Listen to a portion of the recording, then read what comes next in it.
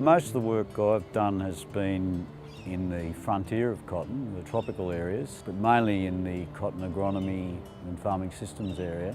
There's more to the frontier than just growing the stuff. There's a lot of politics, land availability, getting the resources available.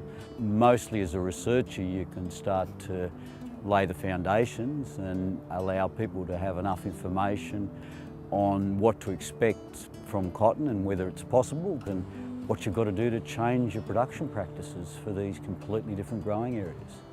I've also done a little bit of work with a team. You don't do any of this work on your own, of course, in how best to schedule irrigation for the new Bollgard varieties, which grew a bit differently to the older varieties. It basically enabled growers to quickly establish how to water and get the best result for the litre of water they applied. I guess I've been lucky being in the industry for the 20 years I have. I'd like some things not to change, and that's that it stays pretty visionary. I'd also like to think that we've got a new generation of farmers and researchers coming through. That's a great concern to me.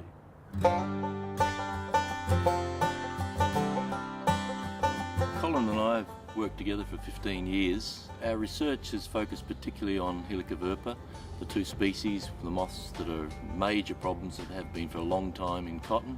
Understanding that basic biology of the pest, and in particular we focus on work trying to prevent Bt resistance emerging on the landscape. And Jeff and I have been working very closely together, certainly focusing on refuges, so we've got sustainability in the future. If you stand back and you've got a database that goes for 20 to 30 years, you set up something where it's an ongoing evolution of ideas and new topics and questions that need to be answered, but you create a continuity through it.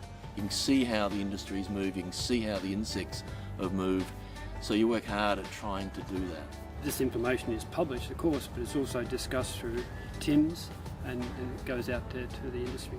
We're both on the TIMS and BT Tech panel. Because if it's not published and it's not out in the wild, then it's questionable whether it was worth doing in the first place. You know, I think we've got on very well as a team.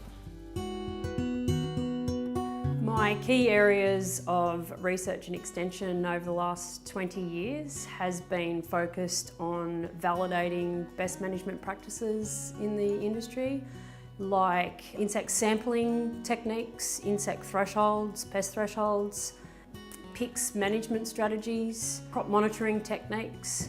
I get to do the research and it's applied. You can see it being used in the industry. I don't just sit in a laboratory. Like, I love going to CCA seminars, talking about my trials and getting questions and actually helping people understand what's going on. I equally like going out and talking to the growers as well as the consultants about the different results coming out of my very applied research. With the extension side of things, my role has been being in some really fantastic teams to develop the industry publications that we have, like the Cotton Pest Management Guide, and also our computerised decision support systems like our CotAssist website. I guess the main focus of the research has been in the development of decision support tools to assist the consultants and growers.